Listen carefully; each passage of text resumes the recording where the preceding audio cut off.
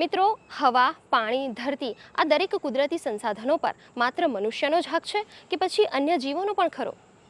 ઘણા ખરા કિસ્સાઓમાં એવું બનતું હોય છે કે માણસ જ્યાં વસવાટ કરવાનું શરૂ કરે ત્યાં રહેતા જીવો ધીરે ધીરે અન્ય સ્થળે સ્થળાંતર કરતા હોય છે અથવા તો તેમનું અસ્તિત્વ જોખમમાં મુકાતું હોય છે. પરંતુ આજે વાત કરવી છે એવા એક ગામની કે જ્યાં માણસ માટે ખતરારૂપ હોય તેવા પ્રાણી સાથે ત્યાંના લોકોએ તાદાત્મ્ય કેળવ્યું હોય તો કેવું? તો ચાલો આજે વાત કરવી છે આવી જ એક અનોખી એકરૂપતાની, માણસ અને મગરની. અહીં મગર તળાવમાં છે અને માણસ જમીન પર. વચ્ચે બહુ દૂરી નથી અને કોઈ ભય પણ નહીં. અમે બધું વાસણ ઘસીએ, કપડાં ધોઈએ, નહીએ, પછી અમારા જાનવર હતા પાડોશ અંદર બધીએ, અહીં ના રાખીએ. અમે અંદર તો સાપરામાં આવી જાય, મગરનું નક્કી નહીં, પણ અમે હતા એ આગળ એને કશું સંચેડીએ નહીં, એ અમને સંચેડાના તો પછી આપણે શું પ્રોબ્લેમ હોય? કાયમે 9 વર્ષથી રહીએ કે આ નવો મગર કોઈ મૂકી ગયો છે કે જાતે આવ્યો છે કે અહીંનો રહેવાસી હોય એ તો અમને ખબર જ હોય ને. અહીં મૂકી જાય એ અમને ખબર પડે કે બહારનો મગર હોય ને તો બીજા મગરોને પાછળ પડતો હોય, કારણ કે એનો બચ્ચા હોય ને એ ખાઈ જવા માટે એ પાછળ પડતો જ હોય. આ છે ચરોતરના પેટલી, મલાતજ, દેવા અને તેની આસપાસના ગામની વાત, જ્યાં માણસ અને મગર બંને એકબીજાની હાજરીને સ્વીકારીને વર્ષોથી સહ અસ્તિત્વ સાથે જીવી રહ્યા છે. અમારા વિસ્તારની અંદર 200 વર્ષથી મગરો વસવાટ કરે છે. આજુબાજુના લગભગ 7-8 ગામોની અંદર વિશેષ વસવાટ કરે છે. એમાં 5 ગામમાં વધુ પ્રમાણમાં મગરો છે અને આ મગરો કદી હિંસક પ્રવૃત્તિ કરી નથી, કોઈ માનવ હિંસા પણ થઈ નથી. વિશ્વામિત્રી બડોદામાં તમે જુઓ છો સંખ્યા બહુ વધી ગઈ છે, પણ ચરોતરનો જે વિસ્તાર છે એ થોડા લો લાઇંગ એરિયા છે, પાણી વધારે ત્યાં ભરાઈ જાય છે. તો પહેલાંથી ત્યાં ક્રોકોડાઇલ્સની સંખ્યા બહુ સારી છે. વન્ય પ્રાણીઓ પ્રત્યે, બર્ડ્સના પ્રત્યે, ક્રોકોડાઇલ્સ પ્રત્યે બહુ લાગણી છે.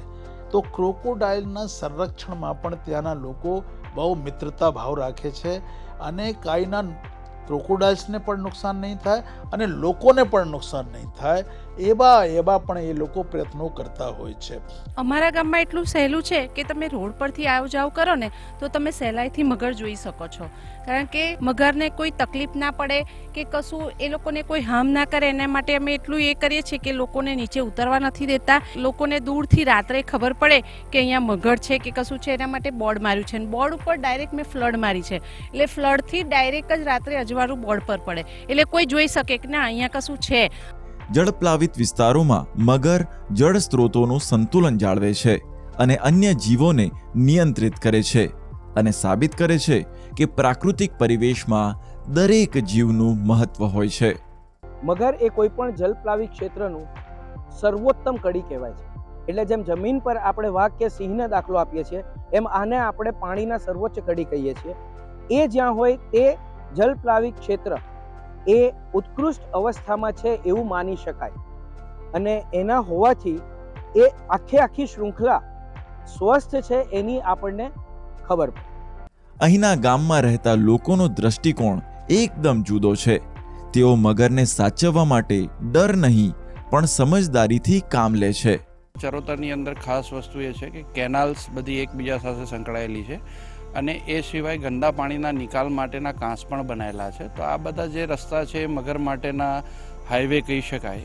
માર્સ ક્રોકોડાઇલ સામાન્યતઃ ગુજરાતમાં પણ ઘણી બધી જગ્યાએ જોવા મળતા હોય છે, પણ ખાસ કરીને ચરોતરના મગર છે એ મગર ગ્રામ્ય વિસ્તારની અંદર તળાવમાં હોય ત્યાં આગળ તળાવની આજુબાજુ કૂતરા આવતા હોય, મોટા પક્ષી આવતા હોય અને ગુજરાતમાં ખાસ કરીને બધા તળાવની અંદર મત્સ્ય ઉદ્યોગને પ્રોત્સાહન આપવા માટે માછીમારોને એ તળાવ ભાડે આપતા હોય છે.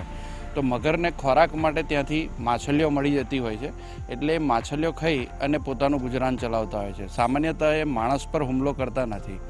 બીજું ખાસ કે આ મગર છે એની લેન્થ 2 ફૂટથી લઈ અને 16 ફૂટ સુધી નોંધાયેલી છે. માર્સ ક્રોકોડાઇલ વર્ષોથી પૃથ્વી પર છે. ડાયનાસોર પહેલાંના પ્રાણી છે. એણે મનુષ્ય સાથે તાદાત્મ્ય કેળવી અને કેવી રીતે જીવન વિતાવવું આ પૃથ્વી પર એ બહુ સારી રીતે સમજી ગયેલા છે. ગુજરાતના ગામોમાં લોકોએ મગરને એટલા સહજતાથી સ્વીકારી લીધા છે કે શેરીમાં ફરતા કૂતરાને જેમ લોકો નામથી ઓળખે તેમ અહીં ગ્રામજનોએ મગરના નામ પાડ્યા છે અને તેમને જોતા જ નવા જૂના મગરની પરખ કરી લે છે. ગુડ ન્યૂઝ ગુજરાત માટે લાલજી પાનસુરિયા સાથે ખ્યાતિ બાજપાઈ જૈનનો રિપોર્ટ.